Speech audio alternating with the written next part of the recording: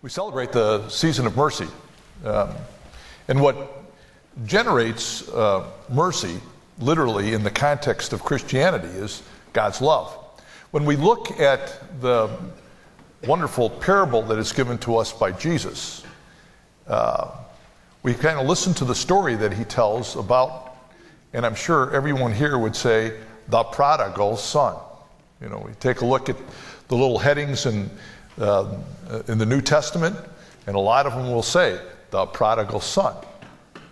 But the real emphasis is not on, the focal point is really not on the prodigal, nor is it on the other brother, but rather it's on the love of the Father.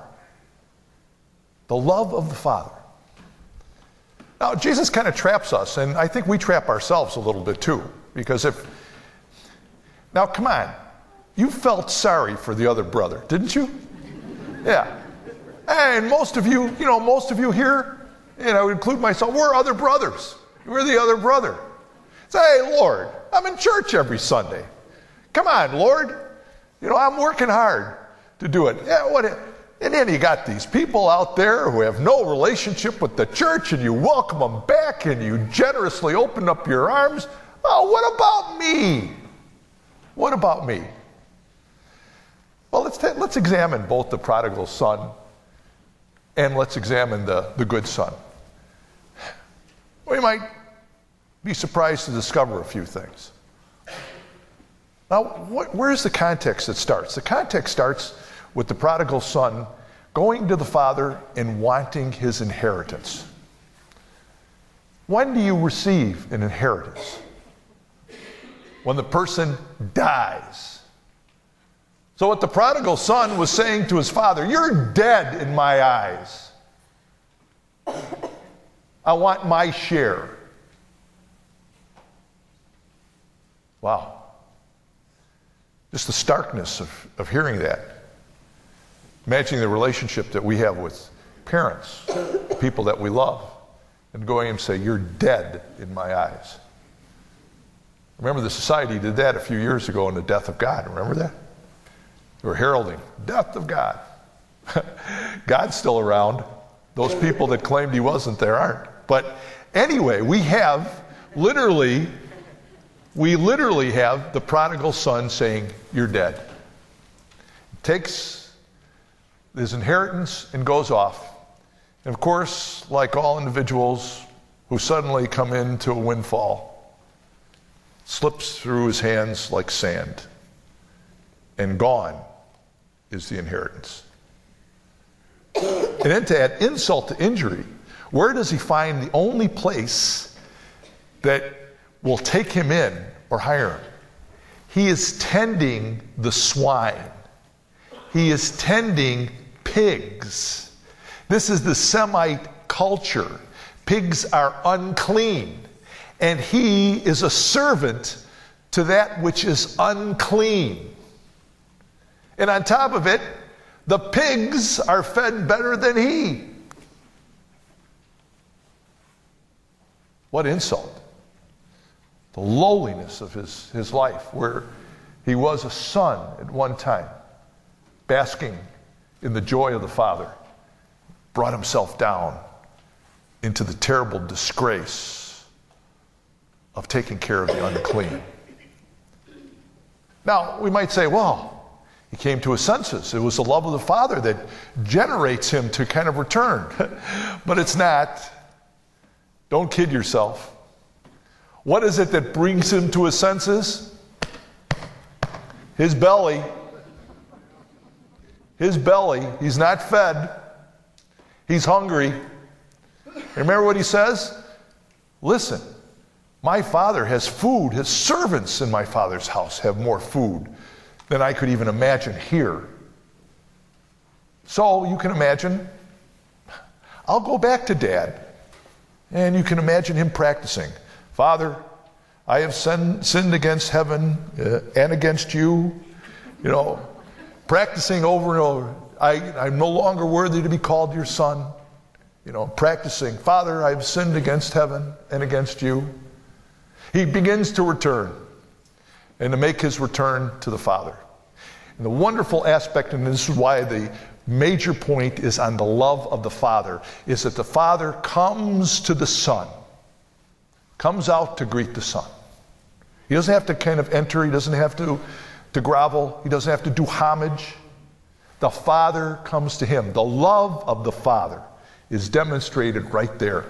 The love of the Father. Then, of course, he goes into his little mantra. Father, I've sinned against heaven and against you. I'm no longer worthy. Father, you can almost hear him saying, I don't care about that. Bring the cloak. Put a cloak around this, my son. Put rings on his finger. And then the important sandals on his feet. And why are sandals so important? It's a sign of status. Even in our culture, they had a famous Negro spiritual. I've got shoes, you've got shoes, all God's people have shoes. What was that? That was a sign literally of status, that if you could put shoes on your feet, you definitely it was a sign that you were important, had prestige, had dignity within the society. Sandals on the Semites' feet immediately is a sign of literally the status of an individual. My son has returned. I'm making him whole again. And what's really making him whole? The love of the Father. It's the love that goes out, doesn't care what has brought him back, whether it's to feed his belly, but he's back. He's back. Now we go to us. We're listening to the music, the party that's there.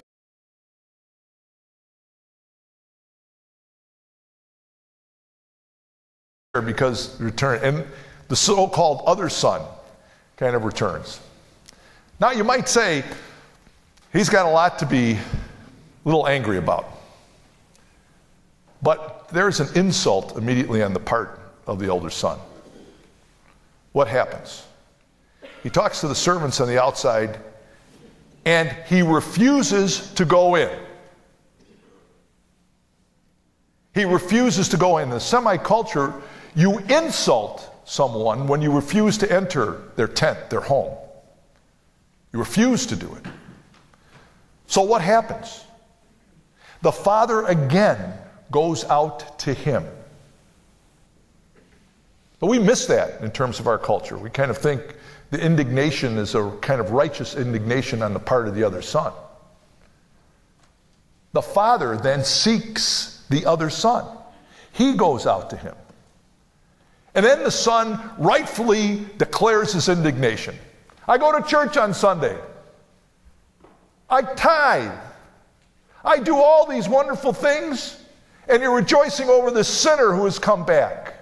This individual who does none of that. What's the Father's response? Son, I'm with you always. Don't you realize everything I have is yours? But we rejoice because in you understanding the relationship that we have together. Your brother lost it, and now he's found it again. We don't rejoice in sin or the sin of others or the consequences of sin. As Christians, we pray that all those who sin may come to a conversion in their lives and come and approach the love of God. And that's the love that we should already know. Coming to Sunday Mass is not a penance. It's a joy. It's the invitation of Christ to us so that he can come into our lives.